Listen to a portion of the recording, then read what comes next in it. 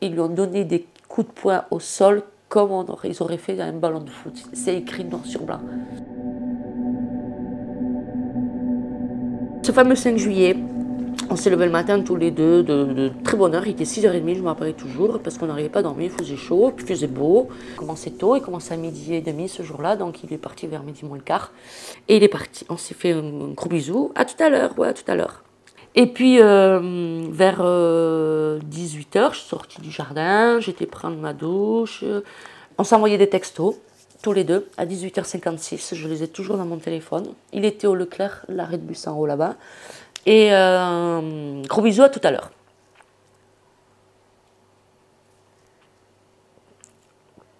Et 10 minutes après, on me l'a tué. Et 18h56, 19h07, on commençait à le massacrer.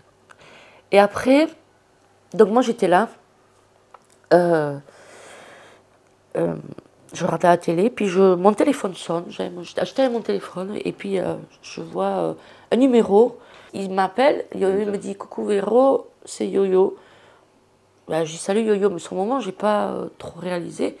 Et il me dit « T'es toute seule ?» Et puis après, là j'ai commencé à réfléchir, à me dire « Attends, il m'appelle, il a sûrement besoin de parler à Philippe, pourquoi il n'appelle pas Philippe en fait ?» Puisque c'est un collègue à lui. Et il me dit « Écoute, il s'est passé quelque chose. Je viens te chercher. » Mais je dis, enfin, je dis, qu'est-ce qu'il y a? Il me dit, il s'est passé quelque chose. Dans la voiture, j'ai harcelé Yo-Yo. Dans la voiture, je l'ai harcelé. Et il savait, sauf qu'il n'a pas pu me le dire. Quand je suis arrivée au bureau des urgences, il y avait la dame, et il y avait un médecin du SAMU qui était de dos. Et j'ai dit, bonsoir, je suis Madame Monguillot, mon époux est chez vous. Et quand j'ai dit Monguillot, le médecin s'est retourné. Il a dit, je le revois, mais là, comme c'était hier, et il a dit au téléphone, je te rappelle, il a raccroché. Et je lui ai dit, je veux voir Philippe, je veux voir mon époux de suite, je veux le voir, je veux le voir. Il me dit, vous ne pouvez pas. Je dis, mais pourquoi je ne peux pas le voir? Et il me dit, il est au bloc opératoire. Et je lui ai dit, vous l'opérez de quoi? Il m'a dit de la tête. Et là, ça s'est confirmé, ce que j'avais ressenti s'est confirmé. Et il m'a dit, c'est très grave. Voilà. Et là, je suis sortie avec Yo-Yo de là. Je comprenais rien, quoi. Je comprenais rien, je savais pas ce qui... Et je suis rentrée, les filles étaient assises, quand elles ont vu la porte s'ouvrir, elles se sont redressées comme ça. Et je leur ai dit, papa était entre la vie et la mort. Et là, elles ont pété. Putain, les filles, elles sont sorties. Enfin, elles sont sorties là, elles ont pété un câble, les trois, je ne savais pas quoi faire. Enfin, les prendre dans les bras, leur dire attendez, bon, on va aller le voir tout à l'heure et tout. Enfin, ça a été dramatique. Il était sous respirateur artificiel, toutes ses fonctions vitales étaient détruites. Il avait un truc bleu, noir, je ne sais pas si tu te rappelles, jaune, gonflé, des tuyaux qui rentraient là, une piqûre qui rentrait ici à la tempe, avec un produit sur moi, enfin, perfusion, machin, enfin, le respirateur, la langue, un petit bout de langue là. En fait, j'ai su les détails le lendemain par la conférence de presse du procureur de la République, par la télé. Voilà. Parce qu'il a dit, violence extrême, coup de pied dans la tête ciblée, il a dit.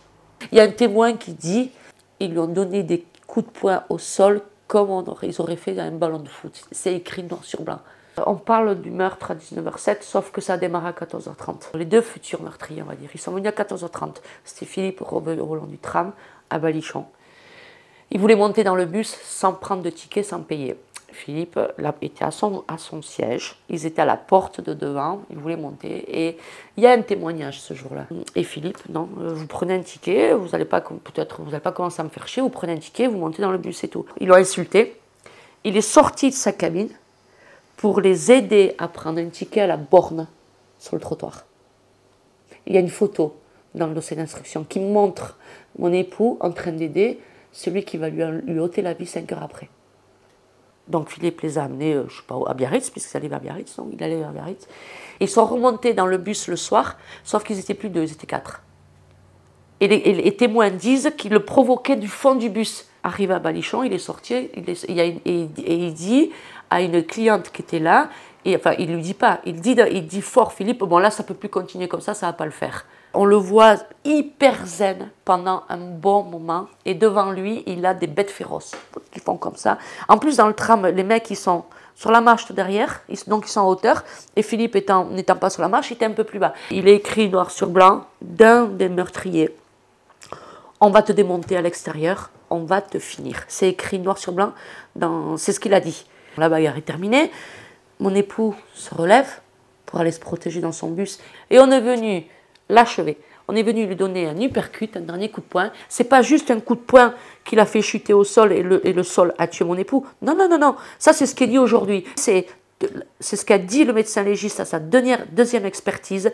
La phase 2, c'est-à-dire le coup de poing qui a fait chuter lourdement Philippe au sol, n'a été possible que parce qu'il y a eu une phase 1.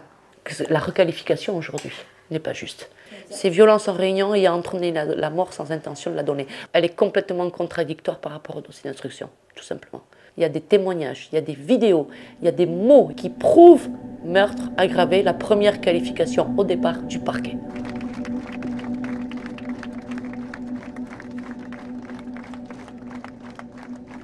Il est rentré donc dans les bus en 1990. Il a tout le temps travaillé. Mais en fait, ce qui lui plaisait, c'était d'être routier. Là, Chrono Plus, il n'en pouvait plus, quoi. Il est arrivé à un stade où, waouh! Les gens qui sont irrespectueux, les gens qui montent dans le bus, qui vous regardent, qui ne vous disent pas bonjour. Mais il se passe à Bordeaux, Toulouse ou partout, mais c'est venu ici. C'est ici aussi. Tu te fâchais pas avec les gens et tout ça. Des fois, tu disais, bon, tu payes quand même, sinon tu restes dehors, tu prends pas le bus. Les gens le faisaient. Le faisaient, voilà, qu'aujourd'hui, vous ne pouvez plus dire ça. Aujourd'hui, vous dites à quelqu'un, tu payes, le mec, il va vous... Voilà. Philippe Monguillot, c'est l'homme de ma vie. Il a été travaillé très tôt, à l'âge de 14 ans, pour pouvoir subvenir aux besoins de ses frères, sœurs et sa maman. On n'est jamais partis en vacances, tous les deux, jamais. On a préféré travailler, avoir des enfants, acheter une maison, être propriétaire et penser à nous après. Et là, on devait acheter un camping-car en septembre 2020. Donc, et c'est la discussion qu'on a eue le dernier soir quand on était au restaurant à Biarritz. Voilà. Premier voyage, il voulait m'amener, il me dit « Jessica, je vais t'amener à Ouessant ». Alors écoute-moi bien, je lui avais dit « Moi, je suis une femme du Sud, il me faut la plage, le soleil et que je puisse me baigner. Ouessant, je vais avoir froid. Non, on va aller à Ouessant. S'il te plaît, il me fait « On va aller à Ouessant ». Se mettre dans le camping-car, la tempête et tout, ça va être trop bien. Et après, il m'avait dit, non, tu vas voir. Alors, quand il y avait des émissions, avant, il y avait le truc sur la 3, là, des racines et des ailes, ou Thalassa, ou je sais pas quoi, sur Ouessant, il était assis sur la table, les pieds sur la chaise, comme ça. Et moi, j'avais pris j'étais là, la photo de la télé de Ouessant et la photo de lui, omnibulé par Ouessant. Je lui avais dit, bon, le samedi soir, je lui avais dit, ok, on ira, le premier truc, on ira à Ouessant. Je lui avais dit, d'accord. Moi, on m'a offert la médaille, enfin on a offert pour Philippe, pardon, la médaille du courage et du dévouement. Mais ne m'offrez pas la médaille du courage et du dévouement, offrez-moi une justice exemplaire. C'est pas plus compliqué que ça.